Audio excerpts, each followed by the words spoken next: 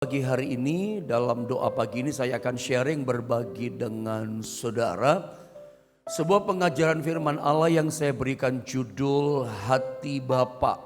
Langsung kita baca ayatnya saudara ya. Mazmur 103 di ayat yang ke-13 saudara ya. Mazmur 103 kita baca sama-sama ayat 13. Mari Bapak Ibu Saudara di rumah-rumah saudara perkatakan ucapkan firman Allah ya. Mari sama-sama kita baca. Mazmur 103 ayat 13, 1, 2, dan 3. Seperti Bapa sayang kepada anak-anaknya, demikianlah Tuhan sayang kepada orang-orang yang takut akan Dia. Mazmur 103 ayat 13 ini kalau Anda baca naik ke atas di ayat yang ke-1, jelas dikatakan Mazmur ini adalah Mazmur Daud, Mazmur yang ditulis oleh Daud. Dan kita sama-sama tahu arti nama Daud itu adalah yang dikasihi atau yang dicintai oleh Allah. Karena memang Daud ini pribadi yang disayang, yang dicinta oleh Allah. Alkitab menuliskan setiap kali Tuhan ini bertemu dengan pribadi yang bernama Daud, Tuhan tuh berkata begini, aku telah bertemu dengan orang yang berkenan di hatiku. Setiap kali Alkitab katakan setiap kali Tuhan berjumpa bertemu dengan Daud, Tuhan berkata begitu, aku telah bertemu dengan orang yang berkenan di hatiku. Karena Daud ini memang pribadi seorang yang disayang gitu loh, dicinta oleh Tuhan. Makanya tidak heran Daud dalam Mazmurnya ini dia berkata seperti Bapa yang sayang kepada anak-anaknya, demikian Tuhan dikatakan sayang kepada orang-orang yang takut akan Dia.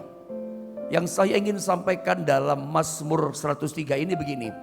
Di masa itu, di saat itu, orang-orang yang percaya kepada Tuhan itu menyebut Tuhan itu adalah YHWH. Pada umumnya, pengenalan orang percaya di masa itu pada umumnya seperti itu. Ya, mereka itu mengenal Tuhan itu sebagai YHWH, Yehova, Yahweh memanggilnya. Orang di masa itu memanggil Allah dengan sebutan panggilan Elohim.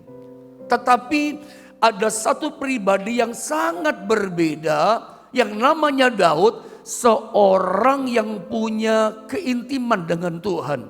Seorang yang punya hubungan kedalaman dengan Tuhan. Ini mempunyai terobosan rohani. Terobosan memanggil kealahan pribadi Allah. Dia berkata, Tuhan Allah itu sebagai bapaknya. Seperti Tuhan sayang kepada anak-anaknya, dikatakan seperti Bapa itu sayang kepada anak-anaknya. Daud di masa itu tidak ada orang memanggil Tuhan. Di masa itu tidak ada orang memanggil Allah itu dengan sebutan Bapa. Cuman Daud yang mengatakan Tuhan Allah itu sebagai Bapa. Semuanya memanggil Tuhan itu YHWH. Orang Israel itu mengenal Tuhan itu kalau pakai bahasa saya bagaimana ya? Mengenal secara umum. Ketika mereka melihat bintang di langit, melihat bulan yang terang pada waktu malam, ketika mereka melihat matahari yang bersinar terang, melihat gunung-gunung yang tinggi, melihat laut samudra raya, mereka cuma berpikir gini, di atas semuanya itu alam semesta ada Tuhan yang jauh lebih berkuasa. Pengenalan secara umum, oh ada Tuhan gitu yang besar kuasanya, langit alam semesta ada, bumi ada, matahari ada. Berarti ada yang menciptakan, ada pencipta yang maha kuasa. Tetapi pengenalan mereka akan pencipta Tuhan yang berkuasa itu bersifat umum. Memanggil Allah ya Elohim, memanggil Tuhan ya Yahweh, begitu YHWH. Secara umum pandangan mereka. Tapi ada orang yang mengatakan Tuhan itu Bapa, itu Daud. Karena memang dia seorang pribadi yang sayang dan disayang oleh Tuhan. Itu pendahuluan yang saya mau tunjukkan sama saudara. Cintanya Tuhan kepada anak-anaknya, Daud katakan seperti Bapa yang sayang kepada dia. Nah, saya mau bawa saudara dalam perjanjian baru, saudara ya. Yesus itu ternyata datang ke dalam dunia, misinya juga sama. Misi Yesus kalau Anda tahu datang ke dalam dunia ini adalah memperkenalkan hati Bapa kepada umat. Karena sama juga 2000 tahun yang lalu pengenalan umat kepada Allah itu pengenalan secara umum. Lihat bintang, lihat bumi, oh ada yang berkuasa Tuhan, tapi secara umum gitu loh. Nah Yesus itu memperkenalkan secara pribadi, memperkenalkan hati Bapa itu kepada umatnya. Makanya ada banyak pengajaran-pengajaran Yesus itu dia promosikan Bapa. Kalau kamu melihat aku, kamu lihat Bapa. Nanti saya coba tunjukkan. Bahkan satu kali ketika para murid-muridnya bertanya kepada Yesus gurunya, "Guru, ajarkanlah kami berdoa." Yesus berkata dalam Matius pasal 6, coba kita lihat ayatnya sebentar ya. Yesus ajarkan doa Bapa kami. Saya baca saja ayat ini lengkap ya, Anda perhatikan saja. Ini Yesus datang memperkenalkan hati Bapa. Allah, Tuhan itu adalah Bapa gitu. Saya baca ya. Karena itu berdoalah demikian. Karena murid-muridnya tanya, "Ajarkan kami berdoa ya guru." Karena itu berdoalah demikian, kata Yesus, "Bapa kami yang di sorga." Lalu dikatakan, "Dikuduskanlah namamu, datanglah kerajaanmu, jadilah kehendakmu di bumi seperti di sorga. Berikanlah kami pada hari ini makanan kami yang secukupnya." Apalagi, "Dan ampunilah kami akan kesalahan kami, seperti kami juga mengampuni orang yang bersalah kepada kami." Pada bagian ini Anda mesti ngerti jelas ya. Ini adalah doa yang diajarkan Yesus kepada murid-muridnya. Boleh juga saya katakan, ini adalah doa yang diajarkan Yesus juga kepada setiap kita. Ini bukan doa Yesus. Anda mesti memahaminya begitu ya. Ini bukan doanya Yesus. Karena gak mungkin doanya Yesus dia berkata, "Ampunilah kami akan kesalahan kami." Yesus sempurna. Yesus pribadi yang tak bercacat celah dan tidak ada dosa. Ini doa yang diajarkan Yesus. Gitu kira-kira untuk Anda nangkapnya. Dikatakan lagi, "Dan janganlah membawa kami ke dalam pencobaan, tetapi lepaskanlah kami daripada yang jahat. Karena Engkaulah yang mempunyai kerajaan dan kuasa dan kemuliaan sampai selama-lamanya." Sama-sama kita katakan amin. Ini doa yang diajarkan Yesus. Dan yang menarik begini, dari awal saya katakan misi Yesus datang ke dalam dunia ini adalah memperkenalkan hati Bapa.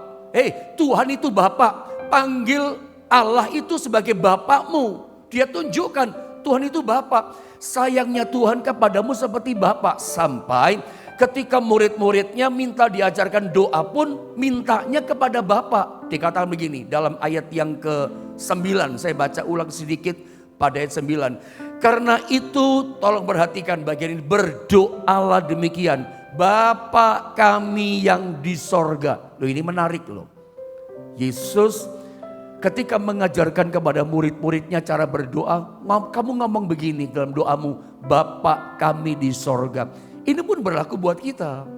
Setiap kali kita berdoa, disuruh berdoa mintanya kepada siapa? Bapa kami di sorga.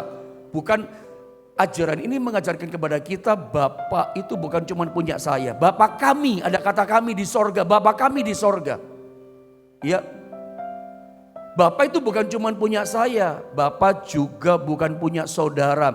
Bapa kami berarti Bapa itu punya kita semua. Ketika Yesus mengajarkan, kalau kamu minta katakan Bapa kami di sorga. Itu menunjukkan, mengajar kepada kita bahwa kita ini adalah keluarga besar dari kerajaan sorga. Makanya Yesus mengajarkan berkata begini, "Bapa kami yang di sorga." Dia mulai memperkenalkan kepada umat pada waktu itu, kepada umat manusia. Tuhan itu Bapakmu yang di sorga. Ada banyak ayat-ayat yang saya coba tunjukkan sama saudara tentang Yesus mengajarkan tentang Tuhan itu Bapa. Coba Anda lihat statement saya yang saya mau tunjukkan sama saudara. Tidak ada seorang tokoh besar pun di dunia ini yang berani mengajarkan bahwa Allah di sorga itu adalah Bapa. Tetapi Yesus tuh mengajarkan bahwa Allah itu adalah Bapa. Dan menurut saya, sepengetahuan saya selama ini, memang tidak ada agama satupun di dunia, sepengetahuan saya tidak ada kepercayaan satupun yang diajarkan di dunia ini yang mengajarkan hubungan Tuhan dengan umatnya itu hubungannya seperti bapak dengan anak. Nggak ada, coba cari. Dan Anda ada ratusan barangkali kepercayaan di dunia ini, mungkin ratusan agama ya. Di Indonesia itu hanya ada agama yang kita kenal, ada 5 agama. Tetapi sesungguhnya saudara ya ada banyak agama di dunia ini, ratusan kepercayaan.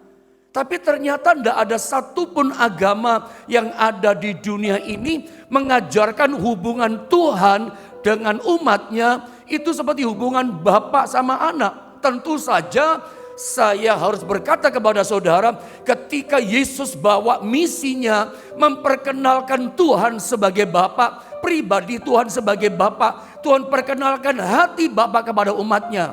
Wah, itu bikin kaget gitu. Coba saya tunjukkan satu ayat lagi sama saudara. Ketika kita membaca ayat ini, apa yang ada di pikiran saudara? Coba sama-sama kita baca. Yohanes 14 ayat 6. Sama-sama kita baca, coba 1, 2, dan 3. Akulah jalan dan kebenaran dan hidup. Tidak ada seorang pun yang datang kepada Bapa kalau tidak melalui aku. Coba saya ingin baca ulang sekali lagi sambil Anda pahami. Sering sih kita baca ini tapi suka lewat-lewat kan. Sehingga kadang-kadang Yohanes 14 ayat 6 ini pemahaman kita ngeblur jadi kabur. Saya baca ulang sekali lagi. Akulah jalan dan kebenaran dan hidup. Perhatikan kalimat ini, tidak ada. Perhatikan baik-baik kata-kata ini. Tidak ada seorang pun yang datang kepada Bapa. Ada kata Bapa, gak ada seorang pun datang kepada Bapa kalau tidak melalui aku. Menurut saudara, ketika saya membacakan ayat ini, apa yang pertama kali terpikir di pikiran saudara ketika saudara baca ayat ini? Saya yakin jawaban kita sama. Kita pasti berkata, oh ini bicara sorga pendeta.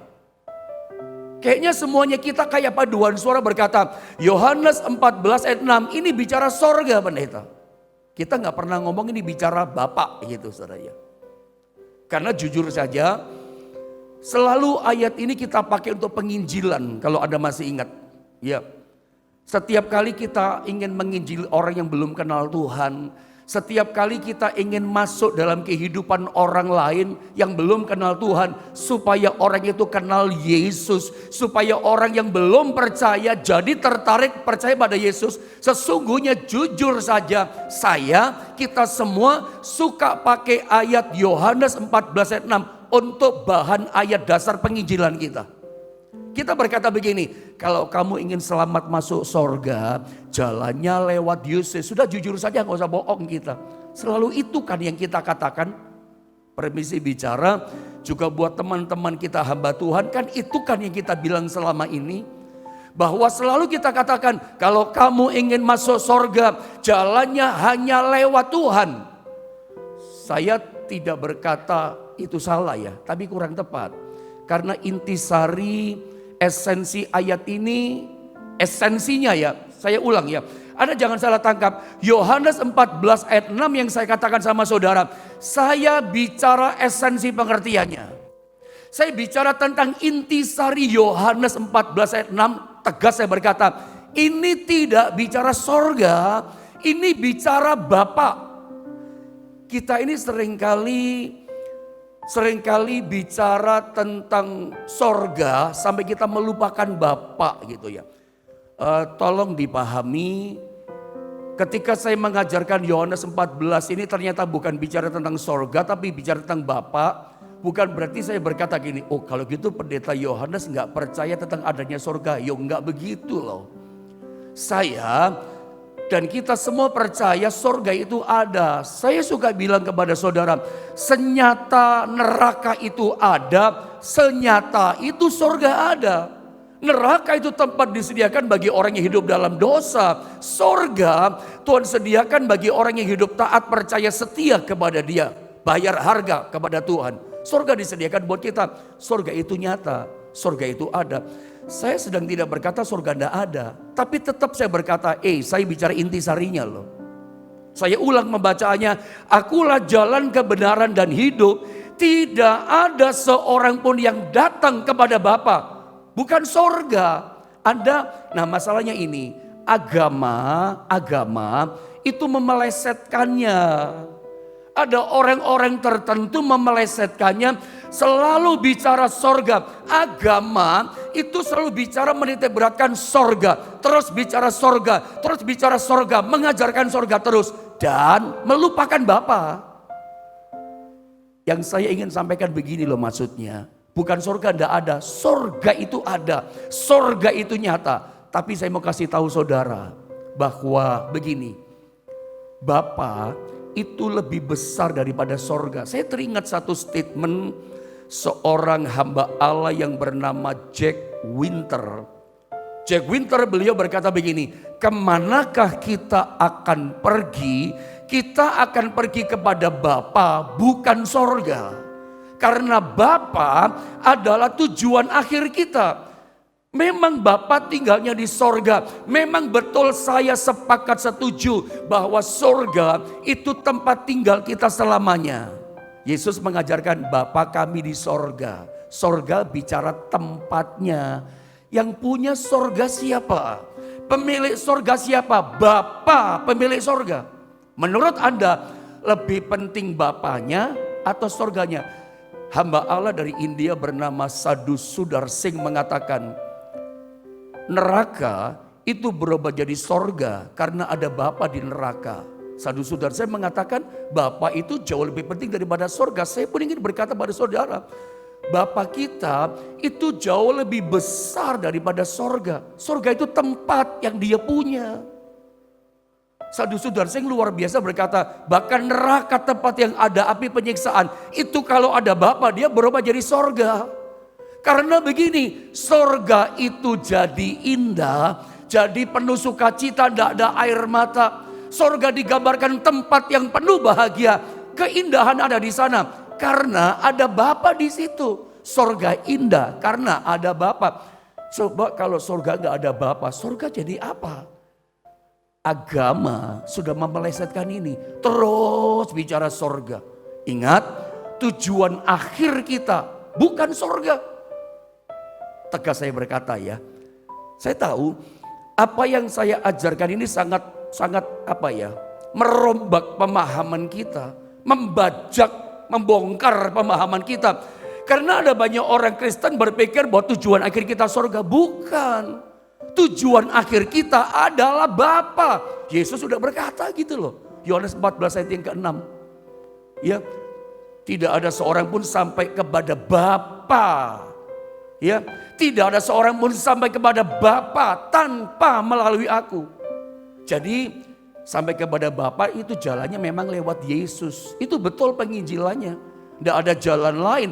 Jalannya harus lewat Yesus sampai kepada Bapa. Dengan kata lain, tujuan akhir kita bukan surga. Tujuan akhir kita adalah Bapa. Itu harus jadi tujuan kehidupan kekristenan kita. Tujuan akhir kita adalah Bapa. Tujuan akhir kehidupan kita adalah Bapa. Bukan surga. Agama sudah memelesetkan itu. Terus kenceng bicara surga. Terus bicara surga. Meninggalkan, melupakan ajaran tentang Bapa. Yesus datang ke dalam dunia. Justru dia bawa apa? Hati Bapa. Tuhan itu Bapa. Tujuan akhir kita adalah Bapa. Karena sorga jadi indah itu karena Bapa. Kalau kita datang ke tempat tinggal seseorang, kita mesti kenal yang punya rumah tempat tinggal itu. Kalau enggak kita ditolak loh. Sorga itu tempat tinggal yang punya Bapa. Kalau Anda tidak mengenal Bapa, di sorga Anda ditolak loh saudara ya. Karena sorga itu cuma tempat tinggal. Bapa itu lebih besar, lebih tinggi, jauh lebih daripada yang namanya sorga. Saya berharap ini menjadi satu pemahaman yang penting buat kita. Nah, saya coba tunjukkan sama saudara. Bahkan Yesus Kristus pun datang ke dalam dunia ini. Misinya, coba kita lihat di sini ya. Ini misi Roma 5 ayat 10. Bahwa tujuan pengorbanan Yesus di atas kayu salib bukan sekedar memindahkan manusia ke sorga. Tapi memulihkan hubungan antara manusia dengan Bapa di sorga. Kita baca dulu ayatnya. Roma pasal 5 ayatnya yang ke-10 saudara. Coba sama-sama kita baca ayat ini ya. Kita baca buat setiap kita pagi ini. Sama-sama dibaca 2 dan 3. Sebab jikalau kita ketika masih seteru diperdamaikan dengan Allah oleh kematian anaknya, lebih-lebih kita yang sekarang telah diperdamaikan pasti akan diselamatkan oleh hidupnya. Ayat ini sebetulnya sangat mengejutkan, saudara ya. Sangat mengejutkan, kenapa? Karena ternyata misi Yesus mati buat setiap kita. Misi Yesus datang ke dalam dunia ini, ternyata ini misinya. Untuk apa? Memperdamaikan hubungan kita dengan Bapa. Karena dosa kita jadi seteru, jadi musuhnya Allah. Yesus mati ternyata mengampuni dosa kita. Tujuan utamanya apa? Supaya pulih hubungan kita umat dengan Bapa. Dengan kata lain, saya berkata pada saudara bahwa ternyata tujuan utama Yesus datang ke dalam dunia ini, misinya apa? Supaya kita mengenal Bapa, pulih hubungan kita dengan Bapa. Makanya dia datang adalah ini, pribadi Bapa yang dia nyatakan, selalu bicara Bapa, terus dia promosi Bapa. Ada satu ayat di Yohanes 14, ini mungkin agak kecil tapi saya baca ya. Ini menarik. Ternyata bangsa Israel yang diwakili oleh Filipus, orang Yahudi di sini, mereka itu tidak punya gambaran ternyata Tuhan sebagai Bapa. Ketika Yesus datang, memperkenalkan pribadi Tuhan, disuruh manggil dia itu Bapa yang di sorga. Tuhan itu sayang kepada kamu seperti Bapa yang sayang kepada anak-anaknya. Ketika Tuhan perkenalkan Tuhan sebagai Bapa, Allah di sorga sebagai Bapa yang sayang kepada anak-anaknya, orang Israel bingung. Mereka tidak punya gambaran referensi tentang Bapa. Saya baca ya, perhatikan kalimat-kalimat ayat ini. Rentetan sambungan dari Yohanes 14 ayat 6 tadi, saya baca ulang ayat ini. Kata Yesus kepadanya, akulah jalan, lihat, dan kebenaran dan hidup. Tidak ada seorang pun yang datang kepada Bapa kalau tidak melalui aku. Tujuan akhirnya adalah Bapa. Apalagi? Sekiranya kamu mengenal aku. Nah ini mulai menarik ini saudara ya. Membingungkan orang Israel. Kadang bingung kita juga orang Kristen. Ya saya ulang. Sekiranya kamu mengenal aku, kata Yesus, pasti kamu juga mengenal Bapakku. Sekarang ini kamu mengenal dia dan kamu telah melihat dia. Perhatikan ayat 8. Lihat ayat ini. Kata Filipus kepadanya. Filipus itu orang Yahudi. Sehingga perkataannya dia pertanyaan kepada Yesus. Ini perkataan-pertanyaan mewakili semua orang Yahudi. Yang kebingungan. Ya. Tentang kalau kamu mengenal aku, kamu mengenal Bapa. Bingung dia. Saya baca ya. Lihat ayat 8. Kata Filipus kepadanya. Tuhan, tunjukkanlah Bapa itu kepada kami. Itu sudah cukup bagi kami. Bingung dia. Saya ulang saudara ya. Filipus mewakili orang Yahudi. Gak punya gambaran, nol. Gak punya referensi. Tuhan sebagai Bapa. Bapa kayak apa? Mungkin saya pernah sampaikan tentang ajaran soal Bapa. Itu seperti begini contohnya saudara ya. Itu seperti saya ngomong sama orang Manado atau ngomong sama orang Papua, selamat pagi yang di Papua. Misalnya saya ngajak hamba Tuhan bertamu ke Jombang, misalnya orang Papua atau orang Manado, Pak, mari kita makan rujak cingur Pak di sana Pak. Saya yakin orang Papua, hamba Tuhan dari Manado pasti kebingungan, Pak Yohanes, rujak cingur itu apa Pak? Tidak punya gambaran, sayuran, ada kangkung, ada timun, dan lontong dan segala macam, dikasih bubuk petis, kasih kacang, kasih cabai, diulek. Terus saya katakan ditambah cingur, makanya rujak cingur. Cingur itu apa Pak Pendeta? Cingur itu adalah hidungnya sapi. Yang dari Papua teman, dari Manado pasti bingung. Cingur hidungnya sapi kok dimakan Pak? Dia gak punya gambaran. Rujak cingur itu hidungnya sapi yang dimakan, dia bingung saudara ya. Kok cingur dimakan? Saya mau kasih tahu. Seperti itulah kebingungannya orang Yahudi. Ketika dikatakan Tuhan sebagai Bapa, Filipus berkata, tunjukkan Bapa itu kepada kami. Itu sudah cukup bagi kami. Sebab orang Yahudi bingung, Tuhan sebagai Bapa, tidak punya gambaran. Saya baca terus ayat 9. Kata Yesus kepadanya, telah sekian lama aku bersama-sama dengan kamu, Filipus, namun engkau tidak mengenal aku. Barang siapa, perhatikan, telah melihat aku, ia telah melihat Bapa. Bagaimana engkau berkata, tunjukkan Bapa itu kepada kami? Gak punya gambaran. Tidak percaya ke engkau bahwa aku di dalam Bapa dan Bapa di dalam aku. Apa yang aku katakan kepadamu tidak aku katakan dari diriku sendiri, tetapi Bapa, dia terus ngomong Bapa yang diam di dalam aku, dan dialah Bapa yang melakukan pekerjaan dan seterusnya. Saudara perhatikan dalam ayat ini, Yesus terus bicara Bapa. Orang Yahudi bingung. Yesus berkata di ayat yang lain, aku dan Bapa adalah satu. Aku di dalam Bapa, Bapa di dalam aku. Kalau kamu melihat aku, kamu melihat Bapa. Kalau kamu mengenal aku, kamu mengenal Bapa. Orang Yahudi seperti kita bingung. Tuhan sebagai Bapa, sayang sebagai Bapa. Yesus tunjukkan, kamu lihat aku. Lihat perbuatanku, di situ kamu kenal Bapa. Seperti itu Bapa sayang kepada kamu. Semakin jelas Anda lihat perbuatan Yesus ketika orang sakit disembuhkan. Bartimius yang buta, dia berkata, apa yang kau kehendaki aku perbuat bagimu. Yang diperlukan. Ketika orang kelaparan 3 hari 3 malam tidak makan, Yesus katakan pada murid-muridnya, beri mereka makan. Nanti mereka pingsan di jalan. Hati yang penuh belas kasihan, hati yang cinta, hati yang sayang, yang gak bisaan gitu melihat anaknya kekurangan. Kamu butuh apa? Kamu sakit, aku sembuhkan kamu. Bahkan ada orang dari Gadara yang terikat kerasukan setan legion. Dia lepaskan, dia bebaskan. Saya gak tahu Anda sedang tertindih oleh beban berat apa. Anda sedang mengalami kesulitan apa dalam kehidupanmu. Yesus itu bagaikan Bapa kita. Ada Bapa yang mau menolong. Hati Bapa itu artinya Bapa yang menolong. Nah, saya mau tunjukkan tadi sama saudara bahwa misi Yesus itu ternyata adalah begini. Memulihkan, memperdamaikan hubungan kita yang rusak kembali dengan Bapa supaya damai, supaya hubungan Bapa sama anak terjalin kembali, dipulihkan.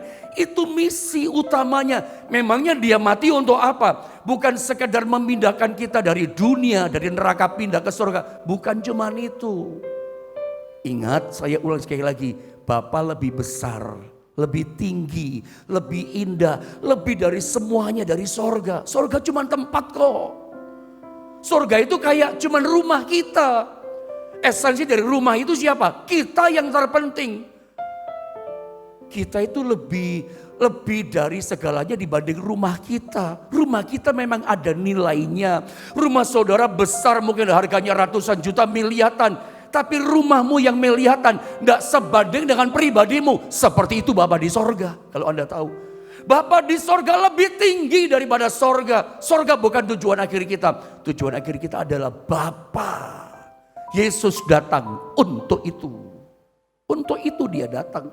Supaya pulih hubungan Bapa dengan kita anak-anaknya.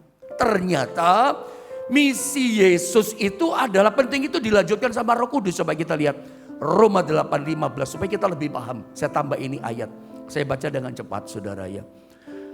Begini dikatakan oleh Alkitab. Sebab kamu tidak menerima roh perbudakan yang membuat kamu menjadi takut lagi. Ya, saya berdoa supaya nggak ada yang takut dengan hidupnya dalam perbudakan segala masalah dan dosa. Tetapi kamu telah menerima roh yang menjadikan kamu anak Allah. Ya. Jadi kita menerima Roh Kudus tinggal dalam diri kita. Ini tujuannya supaya kita menjadi anak Allah. Dan oleh roh itu yang tinggal dalam kita, kita bisa berseru memanggil dia apa? Ya Aba, ya Bapa. Dan roh itu bersaksi bersama-sama dengan roh kita bahwa, ini penting, kita adalah anak-anak Allah. Misinya Yesus ternyata sama dengan Roh Kudus. Atau lebih mudah saya berkata begini, lebih tegas saya katakan, misinya Yesus setelah dia naik ke surga itu udah berhenti. Misi Yesus dilanjutkan oleh Roh Kudus, sama misinya. Bapa dan anak, roh Allah diam dalam diri kita supaya bersaksi meyakinkan kita anak-anak Allah dan dia Bapa kita. Roh Allah diam dalam diri kita, diutus oleh Bapa supaya kita yakin bisa berseru, ya Abba, ya Bapa, engkau Bapakku dan aku anak-anakmu. Itu misi Roh Kudus. Saya ulang, kalau misinya Yesus gak berhenti tapi dilanjutkan oleh Roh Kudus, berarti misi itu penting tidak? Penting misi itu. Maksud saya begini, penting untuk mengenali jati diri kita. Kita itu anak-anaknya dan dia bapak kita seperti Daud tadi loh. Pemahaman jati diri kita itu penting saudara ya. Setiap kali kita punya masalah, kita gak hidup dalam ketakutan dan perbudakan. Sebab kamu tidak menerima roh perbudakan yang membuat kamu menjadi takut lagi. Kalau saudara tahu jati dirimu, bahwa kamu adalah anak-anaknya dan dia Tuhan itu yang di surga adalah Bapak kita. Sebesar apapun masalah yang kita hadapi tidak membuat kita takut. Karena kita gak sendiri, kita punya Tuhan yang adalah Bapak kita. Yang namanya Bapak itu sayang pada anak. Bukan karena dia bikin ini. Saya punya 2 putra, 2 anak laki-laki. Yang nomor 1 bernama Joel, kedua bernama Peter. Saya sebagai bapaknya cinta sama mereka. Jujur saya berkata, saya sayang kepada 2 anak saya. Dan sayangnya saya, cintanya saya kepada 2 putra saya. Bukan karena mereka kasih sesuatu kepada saya. Pak, ini Pak tak kasih buat Papa. Bukan karena yang kecil berkata, aku sayang sama Papa, baru saya sayang sama dia. Enggak, meskipun dia enggak lakukan apa-apa untuk saya. Meskipun 2 putra saya enggak memberikan sesuatu kepada saya sayang kepada mereka. Kenapa? Karena mereka keduanya adalah anak-anak saya. Saya mau kasih tahu, seperti itulah Tuhan. Dia Bapakmu yang mengasihimu. Jati diri ini penting loh. Ini membuat kita berkemenangan, bukan ketakutan. Ada banyak hidup kita, jalan hidup-hidupan dipimpin sama ketakutan, bukan kedamaian, ketenangan. Takut terus. Saya keras berkata kepada Anda, itu namanya engkau hidup dalam roh perbudakan. Kenapa engkau takut?